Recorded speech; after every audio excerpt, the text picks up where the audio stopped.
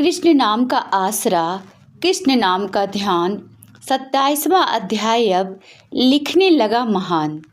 प्रिय श्रोतागण, आज हम आप सभी को कार्तिक मास कथा का 27वां अध्याय सुनाने जा रहे हैं, जिसमें पार्षदों ने कहा, एक दिन की बात है, विष्णुदास ने नित्य क्रम करने के पश्चात भोजन तैयार किया, किंतु कोई छिपकर उसे चुरा ले गया। विष्णुदास ने देखा भोजन नहीं है, परंतु उन्होंने दोबारा भोजन नहीं बनाया, क्योंकि ऐसा करने पर सायंकाल की पूजा के लिए उन्हें अवकाश नहीं मिलता।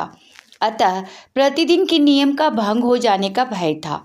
दूसरे दिन पुनः उसी समय पर भोजन बनाकर वे ज्यों ही भगवान विष्णु को भोग अर्पण करने के लिए गए, त्यों ही किसी ने आकर फिर सारा भोजन हड़प लिया। इस प्रकार 7 दिनों तक लगातार कोई उनका भोजन चुरा कर ले जाता रहा। इससे विष्णुदास को बड़ा विस्मय हुआ। वे मन ही मन इस प्रकार विचार करने लगे, ओहो, कौन प्रतिदिन आकर मेरी रसोई चुरा ले जाता है? यदि दोबारा रसोई बनाकर भोजन करता हूँ तो सायंकाल की पूजा छूट जाती है।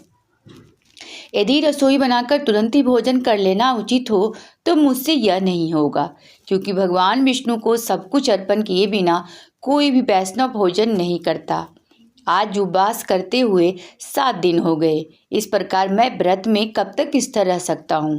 अच्छा, आज मैं रसोई की भली भांति रक्षा करूँगा। ऐसा निश्चय करके भोजन बनाने के पश्चात वे कहीं वहीं छिपकर खड़े हो गए।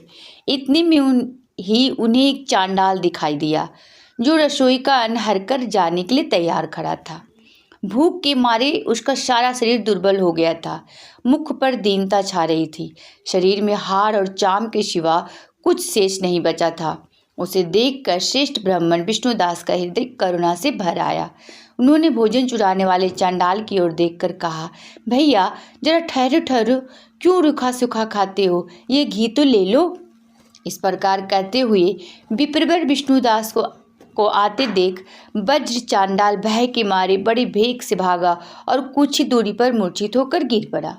चांडाल को भयभीत और मूर्छित देखकर द्विज श्रेष्ठ विष्णुदास बड़ी बेग से उसके समीप आए और दयावश अपने वस्त्र के छोर से उसको हवा करने लगे।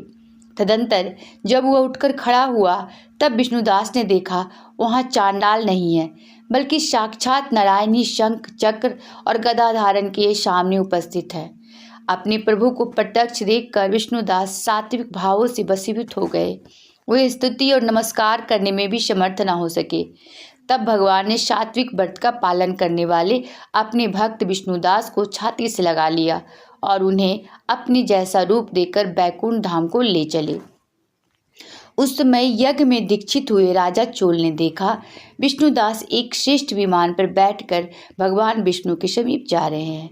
विष्णुदास को बैकुंठ धाम में जाते देख राजा ने शीघ्र ही अपने गुरु महर्षि मृडुल को बुलाया और इस प्रकार कहना आरंभ किया, जिसके साथ स्पर्धा करके मैंने इस यज्ञ दान आदि कर्म का अनुष्ठान किया है, वह ब्राह्मण दान आदि के द्वारा ब्राह्मणों का मनोरथ पूर्ण किया, तथापि अभी तक भगवान विष्णु मुझ पर प्रसन्न नहीं हुए और इस विष्णुदास को केवल भक्ति के ही कारण श्री हरि ने प्रत्यक्ष दर्शन दिया है। अतः जान पड़ता है कि भगवान विष्णु केवल दान और यज्ञों से प्रसन्न नहीं होते, उन प्रभु का दर्शन कराने में भक्ति ही प्रधान कारण है। दोनों पार्षदों ने कहा। इस प्रकार कहकर राजा ने अपने भांजे को राज सिंहासन पर अभिषिक्त कर दिया। वे बचपन से ही यज्ञ की दीक्षा लेकर उसी में संलग्न रहते थे, इसलिए उन्हें कोई पुत्र नहीं हुआ था। यही कारण है कि उस देश में अब तक भांजे ही राज्य के उत्तराधिकारी होते हैं। भांजे को राज्य देकर राजा यज्ञशाला में गए और यज्ञ कुंड के सामने खड़े होकर भगवान विष्णु को संबोधित करते हुए 3 बार उच्च स्वर से निम्नांकित वचन बोले, भगवान विष्णु, आप मुझे मन, वाणी, शरीर और क्रिया द्वारा होने वाली अविचल भक्ति प्रदान कीजिए। इस प्रकार कहकर वे सबके देखते देखते अग्निकुंड में कूद पड़े। बस उसी क्षण भक्त वत्सल भगवान विष्णु अग्निकुंड में प्रकट हो गए और उन्होंने राजा को छाती से लगाकर एक श्रेष्ठ विमान में बैठाया और उन्हें अपने साथ लेकर बैकुंठ धाम को प्रस्थान किया। नारद जी बोले, हे राजन, जो विष्णुदास थे वे तो पुण्यशील नाम से प्रसिद्ध भगवान के पार्षद हुए, और जो राजा चोल थे उनको नाम सुशील हुआ। इन दोनों को ही अपने ही समान रूप देकर भगवान लक्ष्मीपति ने अपनी द्वारपाल बना लिया। और प्रिय श्रोतागण, यदि आप सभी को आज की कथा अच्छी लगी हो तो वीडियो को लाइक और चैनल को सब्सक्राइब जरूर करें।